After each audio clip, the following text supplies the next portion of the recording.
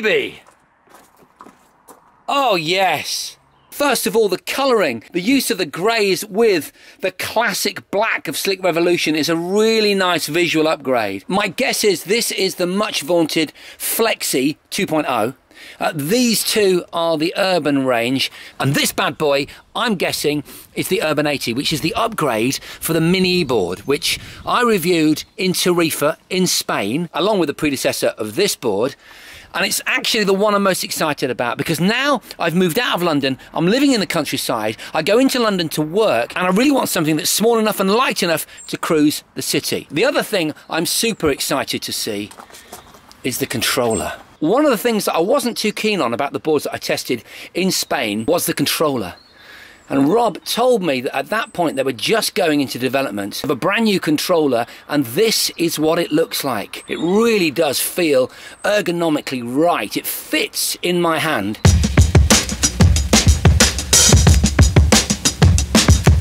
So the Flexi 2.0, if you know anything about Slick Revolution, you'll have worked out that it's the evolution of their successfully kick-started Flexi board. These are Samsung 30Q cells, and you'll note there's 1, 2, 3, 4 of them where there used to be 3. The electronics are now in that box, and its range has gone from 10 miles to 18 miles, which is incredible. Those motors are laser engraved, and I'm not sure how they're coming across on camera, but they look absolutely gorgeous. In fact, the whole design aesthetic with the greys on the grip tape, and then the black with the sort of goldy copper laser engraving on the motors.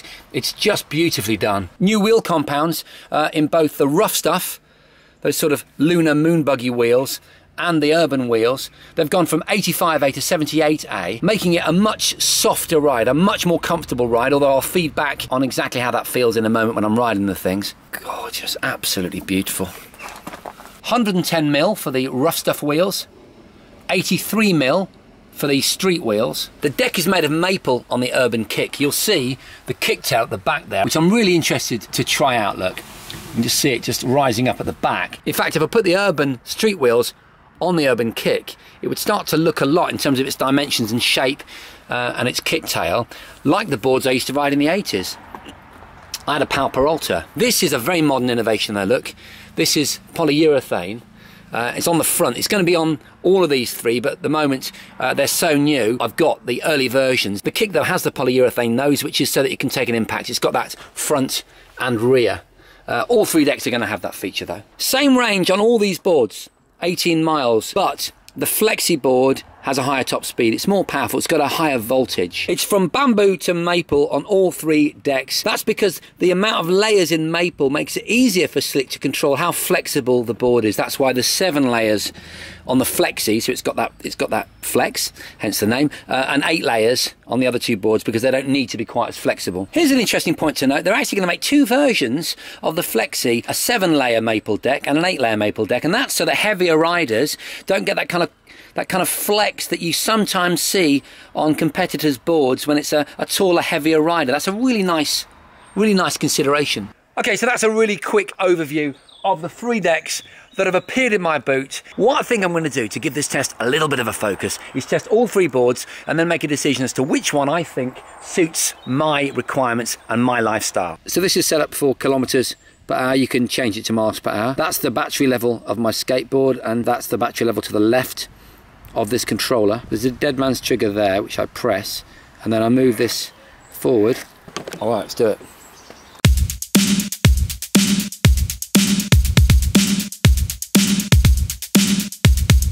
Oh man, it's smooth as.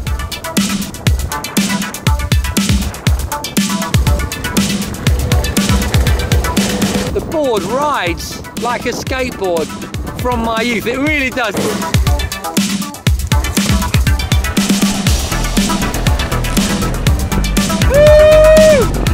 Right, I love it. I love the feel of it. So 1980s.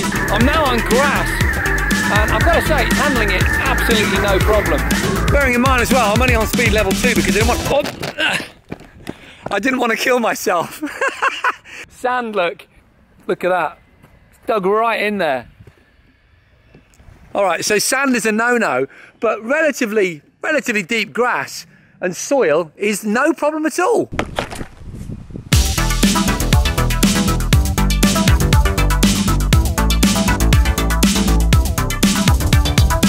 That flex is instantly apparent. Those 7-ply maple gives it a really nice flexy feel, but it's still got enough rigidity, you know, to be controllable.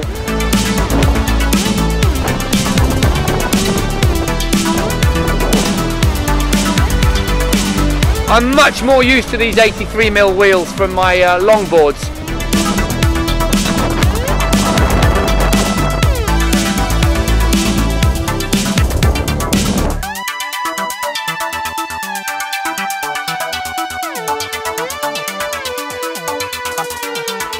Instantly I noticed that my feet are a lot closer together on this, so my balance isn't quite as assured.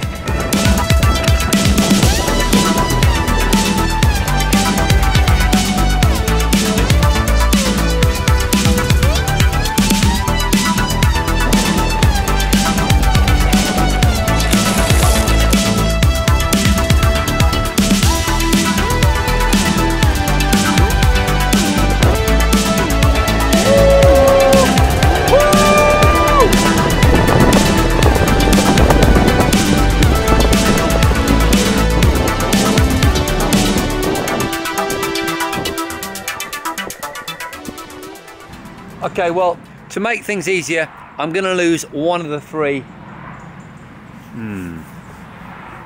It's going to be the Flex 2.0. I've only done that because I can't get all three. Something's got to go.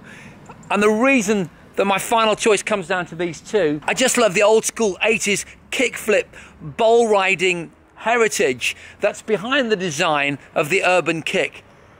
But equally, I can't get over the lightweight practicality of the little Urban 80. I mean, this thing, it just weighs nothing. Look, one-handed, not an issue at all. It's just so practical. This thing in a backpack would make life so much easier for me. Bulletproof, old school, kickflip, agile, lightweight, Urban 80. Kick, Urban 80. Kick, Urban 80. Kick, Urban 80. It's going to be the Urban 80. It's got to be. I can put this in a rucksack and I can actually have a practical chance of getting around London without ruining my lower back. Because, of course, any rucksack that I use with this is going to have my laptop in there as well. Maybe some clothes, maybe a couple of retro games consoles, whatever it is. I'm going to take loads of stuff with me. And ultimately, the weight of that backpack over time is going to become a little bit of a pain in the back. So the 80 does represent the most practical choice. Hope you enjoyed the review. Which one of the 3 Slick Revolution boards would you choose, and for what reason? Let me know in the comments. And why not consider subscribing? I've got great content incoming, and if you click that bell, you'll be the first to hear about it. Thanks for watching. Woo! Speed bump. Oh.